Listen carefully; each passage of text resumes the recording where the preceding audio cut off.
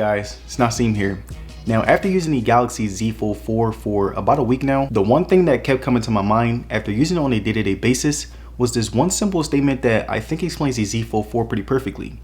And that statement is, I think that the Z Fold 4 is the best foldable smartphone that you can get in the market. And I say this because when you think about it, no other smartphone can compete when it comes to the Z Fold 4 software, camera, processor, and overall user experience. The Galaxy Z Fold 4 has an amazing display that made many improvements from last year's version. It has an entirely new chip that can run any power-heavy app, along with advanced multitasking, and it has a much better software that put it in a league of its own. And this is why I think that the Z Fold 4 is the best foldable smartphone to date, because when you look at the overall experience and reliability, what other foldable phone can compete? And despite my reasonings for why I think that the Z Fold 4 is the best foldable phone, I wanted to share my experience with you guys to help you decide whether or not you should get it. Now, before I talk about how much I enjoyed the Z Fold 4, there are some things that I didn't like about it that I want to get out of the way. And the first thing that I didn't like was the sizes of certain apps. Like for example, when I would use Twitter on the main screen, it feels like a really stretched out version of the app. Like they didn't really do anything but increase the aspect ratio. And this was a problem for me because whenever I went to an app like Messages or any other related app, you can see that it's not blown up, and Samsung actually took their time to make full use of the screen. Even when I look at Instagram, I'm pretty sure there's a setting where I can stretch the screen, but I don't because it'll look too stretched out just like most of the other apps. And now the next problem that I have with the Z Fold 4 is the fact that whenever I'm watching a video on the main screen, if you look at the top and bottom of the phone, you can see that both the speakers are on the left side. So whenever I'm watching a video, I'm hearing more audio on the left side as opposed to having that balance. And now the last problem that I had with the Z Fold 4 was the fact that I didn't like the placement of the power button. Now this problem is specifically if you're left-handed like I am. And whenever I was on vacation, I had the Z Fold 4 with me. And whenever I was out with it, I would have it in my hand whenever I was ready to take a picture. But the problem with that is that the power button is also the fingerprint sensor. So whenever I looked at my phone, it would say that it was locked for 10 minutes because it didn't recognize my fingerprint. And that was a really annoying problem, but you can either A, be right-handed, or B, just turn off the fingerprint sensor. But again, those were some of the major problems that I had when it came to the Z Fold 4. But now let's talk about some of the things that I really liked about it. Now the first thing that I wanted to talk about was the displays. Now the Z Fold 4 was a truly different phone for me because it basically gave me the best of both worlds. Like right here, when we look at the front screen, you can see that I'm able to do anything with it like any other regular phone. I can use it to make calls, send texts, browse through social media, and even check up on emails. And I really like this screen because it basically gave me options. Like if I didn't feel like unfolding my phone and using the main screen, I had the choice to instead use the smaller screen to get things done. And it was also a really high quality screen. Like right here, you can see me scrolling through Instagram, and it looks just as good as any other phone. I would usually use it a lot whenever I was out somewhere and needed to do a task, or whenever I was in bed laying on my side scrolling through emails. The screen was also really durable. It was bright, vibrant, and had a really great resolution despite being pretty thin. And the only problem that I had with it was the fact that it was still pretty skinny like the previous versions. So some apps can look really weird on it due to them not adjusting to the software, but after a while you get used to it, so it's not that much of a big problem. And when we look at the main screen on the Z Fold 4, we can see that it resembles a mini tablet, which is a pretty great thing. My favorite part about the main screen was that it was so focused on creating an immersive experience that it even sacrificed good camera quality by putting the camera under the display, which was really great attention to detail. I also love the fact that Samsung made the screen even more durable than the previous generations, because if we're being honest, back then with the older Z Folds, you couldn't press on the screen too hard, you couldn't press any pointy object against it,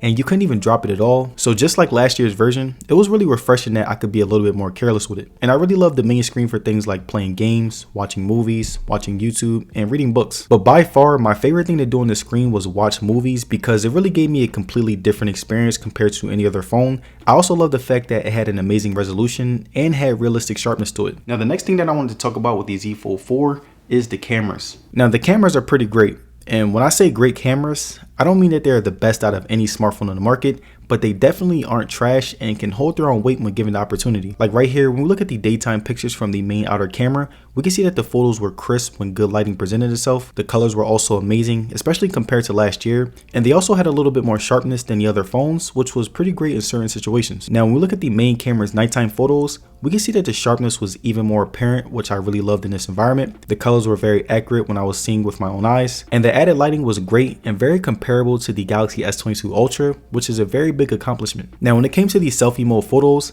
I would say that when it came to the front screen selfie camera, it's as good as any mid-range phone in 2022. Like right here, you can see that my skin tone looks somewhat accurate. I kind of look lighter in these photos than I actually am, and it kind of bugged me. But one thing that I did like was the sharpness and how well the camera played on my eyes. And I feel like the camera gave me more of a baby face, which was pretty nice. Also, when we look at the nighttime selfie photos, you can see that there was much more graininess to the photos than usual, but whenever the lighting was good, the quality got much better. And the only camera that I would say was pretty bad was easily the main selfie camera. Like right here, you can see that the pictures were blurry, the colors weren't accurate, and it looked like something that came from a kid's tablet. But I want to give the camera the benefit of the doubt because no one really uses the main selfie camera, and Samsung had to sacrifice the quality by putting the display under the screen and making the main screen much more full. Now after the cameras, the next thing that I want to talk about is the battery life. Now I have been using the Z Fold 4 as my main phone for a while now, and I would get about 6 to 8 hours of on-screen time, which was pretty good usage when compared to other phones. Again, I will be doing things like playing games, checking email, watching YouTube videos,